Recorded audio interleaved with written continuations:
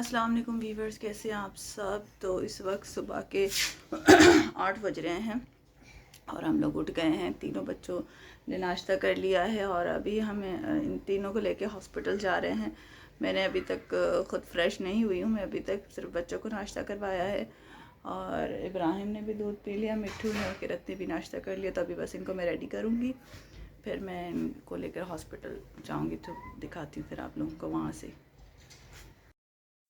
और यहाँ पे फिर उमर सुबह में नाश्ता ले आए थे, क्योंकि इतना टाइम नहीं था कि घर में नाश्ता बनाया जाए, तो वो सुबह में ही नाश्ता ले आए थे। हलवा पूरी और चने का सालन, और ये चने का सालन बहुत मज़े का होता है, उसी बेकरी से लेकर आए थे जो हदीब में है। तो हम लोग बस अभी नाश्ता ही कर रहे थे। वैसे हम सबका गला ख़राब है, फ्लू है, सिवाय उमर के। वो बिल्कुल ठीक है अल्हम्दुलिल्लाह, लेकिन फिर भी वो हलवा पूरी ले आया पता नहीं क्या सोच कर। बहरहाल यहाँ पे फिर हम लोग सब नाश्ता करने लगे और उसके बाद फिर किरत जो है इब्राहिम को स्टोरी सुनाने लग गई। तो गाँव वाले ने आंखें खोली तो गाँव वाले ने फटकड़ी सुनाई। तो गाँव वाले ने सुना वो जंगल में, और गाँव वाले ने हिंदुस्तान बोला। अब यहाँ पे जो है हम हॉस्पिटल आ गए थे। इब्राहिम मेरी गोद में ही था और 2 पर्चियाँ हमने ली थी डॉक्टर को चेकअप करवाने के लिए। मिट्ठू भी बैठी हुई थी और मैं, किरत और हस्बैंड भी साथ में ही थे हमारे। अब हम यहाँ पे बैठ के वेट कर रहे थे। सुबह के 11:30 बजे हमारा नंबर था। 11:30 बजे से लेकर बैठे रहे। डॉक्टर आने को ही नहीं दे रहा था और डॉक्टर आया है 1 बजे। और इस दौरान बच्चे इतना तंग करने लग गए थे। कभी किरत यहाँ जा रही है, वहाँ भाग रही है, कभी मिट्ठू रो रही है, तंग कर रही है, कभी उमर उसको टहला रहे हैं, कभी मैं उसको टहला रही हूँ, फिर इब्राहिम रो रहा है, वो तंग कर रहा है। मतलब जब नंबर हमारा 11:30 बजे का था, लेकिन डॉक्टर जो है वो आया ही 1 बजे। तो बहुत मसला हो रहा था, इस वजह से भी बच्चे भी बहुत ज़्यादा तंग हो गए थे। बहरहाल डॉक्टर जब आया तो हम चेकअप करवा के फिर फ्री हो गए। और यहाँ जो है मैं देख रही थी कि मेरी आंखों के नीचे कितनी सूजन हुई है। आपको भी नज़र आ रहा होगा कि ये जो सूजन है वो नींद पूरी ना होने की वजह से है। दोनों मेरी आंखों के नीचे इतनी स्वेलिंग और डार्क सर्कल्स हो गई हैं, क्योंकि सारी रात मैं सोती नहीं हूँ और दिन में भी मैं नहीं सोती हूँ। तो बस यही होता है, जैसे लेटने के लिए जाती हूँ इतने में इब्राहिम उठ जाता है, रोने लगता है। उसको चुप करा के जैसे लेटती हूँ इतने में मिट्ठू उठ जाती है, वो रोने लगती है। अभी मेरी अपनी आवाज़ भी आप लोगों को समझ आ रही होगी कि कितनी ज़्यादा ख़राब है। जब मैं वॉइस ओवर कर रही हूँ बहुत ज़्यादा मेरी आवाज़ ख़राब हुई है। और जिस डॉक्टर से मुझे अपना चेकअप करवाना था वो डॉक्टर आई ही नहीं थी उस वक्त। बस हॉस्पिटल में ही हम लोग बैठे रहे, वेट करते रहे। ले लूँ एक, बच्चों को भी टहलाते रहे। यहाँ किरत भी मुझे बहुत ज़्यादा तंग कर रही थी और इब्राहिम भी रोए जा रहा था, मिट्ठू भी रोए जा रही थी। मिट्ठू को भी बार बार उमर बाहर लेके जा रहे थे, टहलाने की कोशिश कर रहे थे और हम यहाँ पे वेट कर रहे थे। फिर मिट्ठू रोने लग रही थी तो फिर मैं उसको टहलाने लग गई और बार बार सीढ़ी की तरफ जाकर चेक करने लगी कि हो सकता है कि डॉक्टर आ जाए। अभी आप यहाँ पे देखेंगे इसका रोना भी।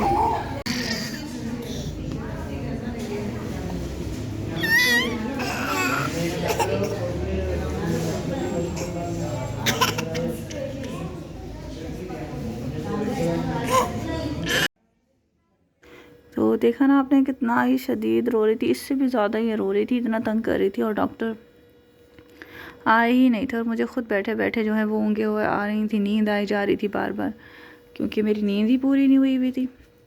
मैं बार बार अपनी आंखें मसल रही थी, डॉक्टर के आने का वेट कर रही थी। अच्छा, जब हम यहाँ पर आए थे ना तब हॉस्पिटल ऑलमोस्ट खाली था और जब हम यहाँ से गए तो पूरा हॉस्पिटल भर चुका था, इतना टाइम हो चुका था। तो अभी हम लोग घर आए हैं। 11:30 बजे डॉक्टर की टाइमिंग थी। सुबह 8 बजे उमर जाके उसकी पर्ची लेकर आए थे और 11:30 बजे से हम लोग वहाँ बैठे वेट कर रहे थे और डॉक्टर आया 1 बजे। तो चेकअप हमारा, क्योंकि पहला और दूसरा नंबर हमारे ही था, तो चेकअप करवाया। चेकअप करवाने के बाद फिर हफ्सा, इब्राहिम का और किरत तीनों के चेकअप करवा लिया था हमने। उसके बाद फिर उन्होंने ये दवाइयाँ दी हैं। मैं आपको दिखा देती हूँ दवाइयाँ भी। मेरा अपना गला भी बहुत बैठा हुआ है, बहुत मेरी अपनी तबीयत भी ख़राब हुई हुई है। और हॉस्पिटल से फिर मैं सीधा अम्मी के घर आ गई थी, क्योंकि फिर आज इंशाल्लाह भाभी की तरफ से भी खुशखबरी है। उनका ऑपरेशन है, सीज़र है। दुआ कीजिएगा कि अल्लाह ताला खैर खैरियत से सब कुछ कर दे। फिर मैं आप लोगों को नेक्स्ट व्लॉग में दिखाऊंगी, लेकिन अभी मैं दवाइयाँ दिखा देती हूँ आप लोगों को। चाहे किरत की दवाइयाँ दी थी डॉक्टर ने, ये लिखा हुआ है यहाँ पे किरत अली, और ये 3 दवाइयाँ किरत की दी थी। और ये सारी दवाइयाँ जो है वो मिट्ठू की है। और ये 2 दवाइयाँ जो है ये इब्राहिम के लिए दी है डॉक्टर ने। और कुछ टेस्ट भी लिख कर दिए थे, तो वो भी अभी आपको दिखाती हूँ मैं ना। ये हाँ मोहम्मद इब्राहिम का, ये पर्चा है मोहम्मद इब्राहिम का ना। तो ये देखें कितनी सारी दवाइयाँ हैं। और न्यूबलाइजर टेस्ट भी लिखा हुआ है इब्राहिम का।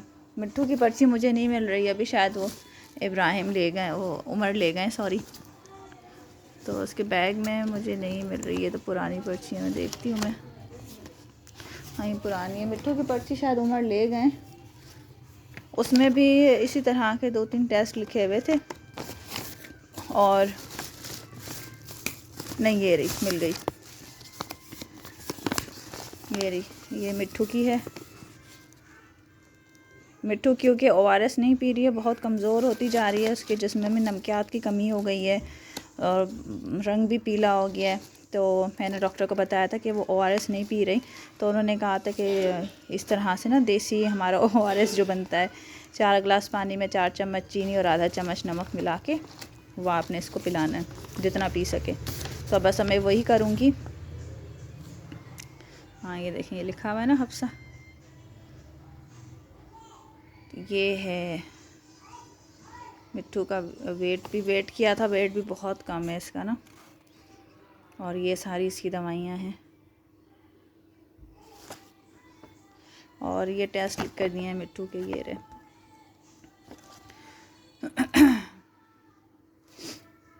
उन्होंने बोला था ये बहुत पीली होती जा रही है, खून कम होता जा रहा है, तो टेस्ट करवाना मुनासिब रहेगा ताकि पता चल जाए। डॉक्टर कह रहे थे बहुत ज़्यादा पीली हो रही है, खून कम हो रहा है, टेस्ट करवाना मुनासिब रहेगा ताकि पता चल जाए कि इतनी तबीयत इसकी क्यों ख़राब हो गई है और स्किन बिल्कुल लूज़ क्यों हो गई है बॉडी की। तो 11:30 बजे से 1 बजे तक हम लोग बैठे हुए थे हॉस्पिटल में। उसके बाद फ़ारिग होके तकरीबन 5-10 मिनट लगे डॉक्टर के पास से, फिर हम यहाँ पे घर आ गए। फिर अभी बच्चों को दवाइयाँ देकर मैंने सुलाया है। मिट्ठू भी यहाँ सो रही है और इब्राहिम भी दूसरे कमरे में सो रहा है। और किरत जो है वो दोबारा हॉस्पिटल चली गई दवाइयाँ पीकर अपनी मामी के साथ, क्योंकि आज मेरी भाभी का सीज़र भी है। तो वो फिर मैं आपको नेक्स्ट व्लॉग में दिखाऊंगी, आप लोग देख लीजिएगा। दुआ कीजिएगा कि अल्लाह ताला उसके लिए आसानी करे। बहुत मुश्किल वक्त होता है किसी भी औरत के लिए, बहुत मुश्किल होता है, बहुत बड़ा वक्त होता है। अल्लाह ताला खैर खैरियत से उनको फ़ारिग करे और बहुत अच्छी खुशखबरी हमें नसीब हो इंशाअल्लाह ताला। अल्लाह ताला अपनी रहमत दे या नेमत दे सर आँखों पर, बस जो भी हो खैर खैरियत के साथ हो, सेहतमंद औलाद नसीब हो। और मेरे लिए भी दुआ कीजिएगा, बच्चों के लिए भी दुआ कीजिएगा। तो आज का व्लॉग बस यहीं तक था। इंशाअल्लाह आपको पसंद आया होगा, उम्मीद करती हूँ। बाकी आप लोगों की दुआओं की और सपोर्ट की बहुत ज़्यादा ज़रूरत है, प्लीज़ सपोर्ट कीजिए। तो बस मिलते हैं नेक्स्ट व्लॉग में। अपना बहुत सारा ख्याल रखिएगा। अल्लाह हाफ़िज़।